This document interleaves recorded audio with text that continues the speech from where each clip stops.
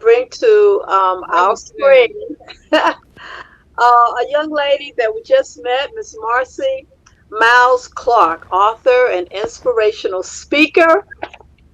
She has a story. She has an awesome story of her and her family. I just want to make sure that we get all of her information as an awesome Yes. book. I've already started reading it. I can't put it down. But Marcy, I'm just going to let you start with your story and you tell us who you are, okay? In your own Yes. words. Hi, Welcome, everybody. welcome, welcome, welcome. Thank you. Thank you. I am so glad to be here. And Miss Candice, that was wonderful. I love that. And it's a great segue into what I'm about to talk about. We got Yeah, to get together, girl. We got some synergy going on there here with you our go. messages. Yeah. Yeah. I'm Yes. loving this. I'm loving this. So Miss Candice just told a wonderful story. I mean, she's, talking about, the mental and the mindset and the physical. And I'm going to pick up because our message resonates a lot around the spiritual and the practical resources. So let me just start by just telling you who I am. I'm Marcy Myles Clark. I'm a native Philadelphian, but I'm a Marylander. I've been here now over almost 25 years, and I am also now the author of Praying Wife, Healed Husband, How We Survived a Death-Defying COVID-19 Experience. So, just like Miss Candace again talked about the interruptions in your life, my husband and I had a huge unanticipated interruption, like many of you did last March at the beginning of the pandemic. Well, both of us were actually diagnosed with COVID. I was mild. I had, mild symptoms more resembling a sinus infection, whereas my husband, unfortunately, he bared the brunt of it and he had really severe symptoms. He ended up having a death defying experience. He was actually had a COVID, Johns Hopkins sickest COVID patient. And early on in the pandemic, when there was no remdesivir and no vaccines, and no monoclonal antibodies. And I really want to emphasize that because there are definitely things now that can keep you off from going through what we went through. And we are huge advocates of those things. And a lot of those things, again, goes back to what Miss Candice was talking about, just good living, proper planning, all those things. But let me just finish telling you a little bit about our story. So, again, we both got sick. My husband ended up developing this really bad cough, and really to streamline things, within a week or so of being diagnosed, he ended up having an emergency intubation on the ventilator. I was literally sitting in the car waiting for him to come out. We went in for what we thought would be just a diagnostic situation to find out why he was coughing the way that he was. And I sat in the parking lot. 45 minutes later, I waited for him to come out. I didn't. He didn't come out. I got a phone call from the doctor saying that things were a lot worse than we envisioned and that we need to do an emergency intubation. And there it went. It went downhill from there. I had to give my permission, and I realized I had just seen my husband for the last time 45 minutes ago, and I was thinking that I may be another Vanessa Bryant. I may be on my way to being another widow. But to God be the glory. Fast forward, my husband is alive and well now. So I do just want to just reflect a little bit on our mission, on what happened during that time period. So we're empty nesters. We have grown children. So I was home alone, but not alone, because surrounded by family and friends. And so when these type of things hit, what do we do? What do we do? We all handle things differently. For me, I went to God in prayer. That's what I know to do, just from different things that have happened over my life. And so I went to God in prayer, and I started a prayer group. Just to pray for everything that was going on, just to give me strength, obviously for my husband's healing. And it started off as a local prayer group, just me and family and friends. And as it turned out, it ended up getting so much momentum. We got prayers from over in the Caribbean, over in Europe, and it just went on and on. We ended up praying my husband literally back on his feet. There were a few times where he had close calls. We weren't sure if he was going to make it. He developed 108-degree fever from what is called cytokine storm syndrome one day. I actually got a phone call for Johns Hopkins that his oxygen levels had plummeted critically low to the point where they weren't able to do anything else if they dropped critically lower. And so, again, prayer works. Yes, it does. And so we just prayed, we prayed, we prayed. We got to see him that day because they didn't think that he was going to make it through the night. But to God be the glory, he restored my husband. So fast forward now, the whole time I'm sitting home alone, and again, alone but not alone. And I'm journaling. I'm journaling just to keep my mind right, just to stay sane, just to stay organized. I'm also communicating with my prayer warriors via text the whole time. I'm talking to doctors, just trying to stay, organized, and I'm writing, notes. I end up with a book about this thick. Every time I end up talking to someone, I'm jotting down his progress notes from beginning to end. As it turns out, as God would have it, my husband ended up having a miraculous recovery. He ended up, like I said, in Johns Hopkins for 28 days on a ventilator, and ended up being hospitalized for almost 2 months. As it turns out, he had a miraculous recovery right after the Easter holiday. We did a fast, we prayed, and I was told actually on Easter Sunday that he was getting to the point where his oxygen levels were able to sustain himself. It was time for him to come off the ventilator. That was the news that we all wanted, that we were desperately waiting to hear for that whole month's time that we prayed for him. And so he ended up coming off the ventilator. He had to rehab, and ended up going through a mighty intense recuperation process. And then he was released on May 6th, which was the day after our 5th-year anniversary.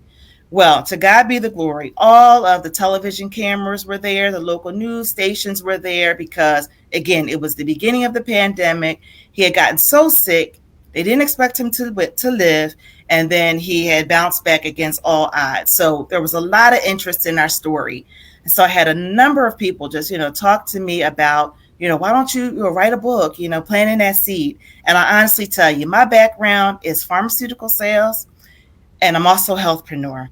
I'm a life and health insurance consultant, and also a real estate consultant. I had not had any intention of writing a book last year, nor had I an intention of writing a book about our survival, but God had a different plan. So as it turns out, all of those things that I was doing, the texting and the journaling and all those good things, and taking those progress notes, ended up leaving me with a story. It was about a notebook about that thick of just content. And so when I got the idea to write a book, it really wasn't far-fetched because I already had the content. And at that point, what I needed really was just a good editor that I ended up praying for to help me to form a storyline. So I tell you all, God is just amazing. I had no idea that he was going to take my life, bring it full circle, and end up giving me the resources to be able to help others on now that we're on the other side. This is exactly what we're doing, which brings everything full circle for me. And so, like I said, now that we're on the other side, now we're talking to people and we're telling them our story first and foremost, and the glory, how God is just awesome, and the power of faith and prayers. But we talk about spiritual resources. We talk about the importance of having faith, the importance of having prayers and meditation, the importance of journaling, the importance of relaxation, and all these different things that came together when we were in the trenches. We also, to take it a few steps further, we talk about the practical resources, kind of like what what Camille was talking about, having your stuff together, being prepared for life's interruptions. Because I tell you, folks, we were not, mentally prepared for what we had to go through. But again, the spiritual resources coupled with the practical resources that we had in place really made it possible for us to be able to be here today Well, to, I want to tell our story. interrupt you just a little bit. Yeah, and, Yes, and I ma'am. want to say one of the most important things I found in the book were the resources that you put after going through everything that you Yes. went through and the fact that you did journal. That's something we don't do. I know I don't do it, but I Yes. see the importance of it. And when you're going through, because you can also, I guess, see, you can learn from that. So Yeah. does anyone have any questions on it? Because I just want to, it's an awesome book and it's a good read. I really Yeah. enjoyed it. I Yeah. definitely have a question. I want to commend you. Thank you for definitely putting God first, and it seems like that's what God uses for when we're going through our most painful situations. So when you were actually going through, you said the news, you got involved, and the community got involved. What exactly was his resolve? Like, what was the cure to help him fully recover for COVID. Because a lot of people are wondering, once you get it, how do you maintain your health? Well, yeah, again, so the things that we had to deal with are not necessarily true today because we came so early on. So now, you do have the ability to get the vaccine. We didn't have the vaccine back in March of 2020. That's the biggest thing.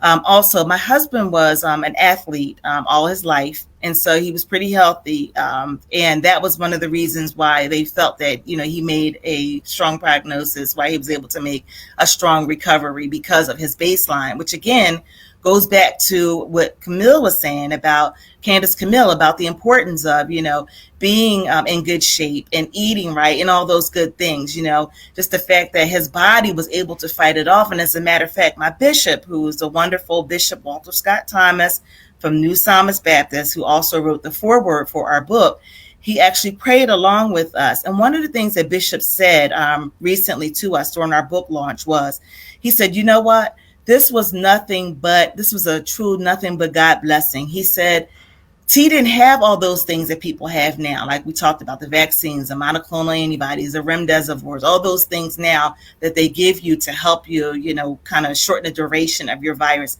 He didn't have any of those things. Bishop says it was just T's body and God just fighting it out.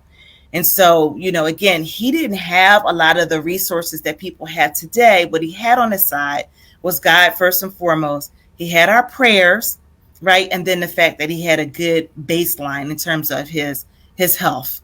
And so those are the things that, we really, really emphasize for any and everyone in preparation for these situations. So Well, how can Marcy, we have a few seconds left with you yes, Yes. right. to close out. But I just have one thing that I would like to ask you as a wife. When your husband came around on Easter Sunday, around that time, what did you do, girl?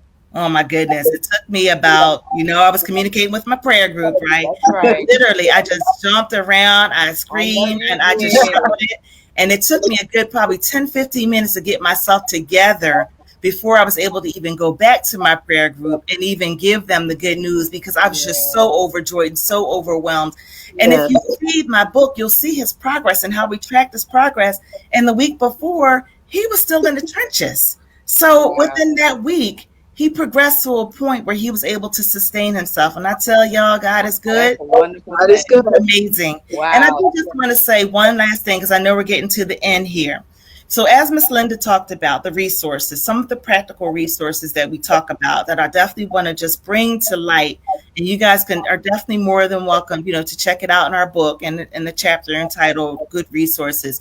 But we talk about the importance of having a personal physician, health insurance, all of your insurances, your health, your life insurances, your living insurances, like your disability insurances, right? Your final expense, burial, your long-term care insurances, all of those things, your documents, your living wills, your power of attorneys, your last wills, all of those things.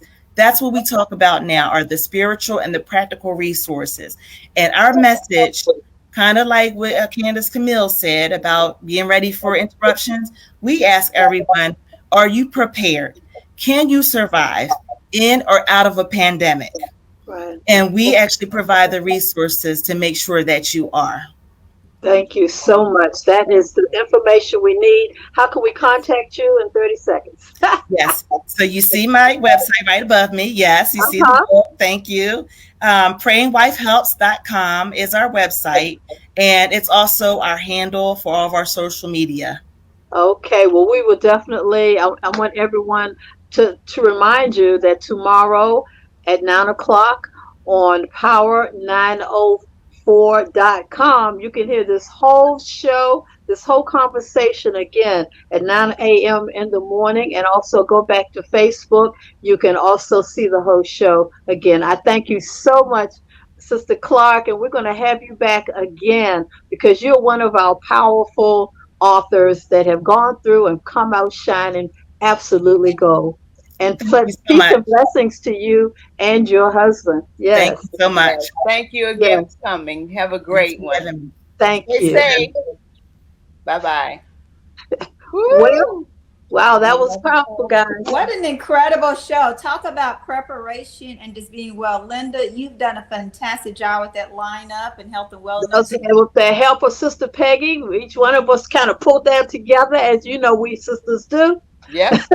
Yeah. Yeah, we have to. You must Yeah. do that. Because I didn't know this young lady, but hey, we all know her now.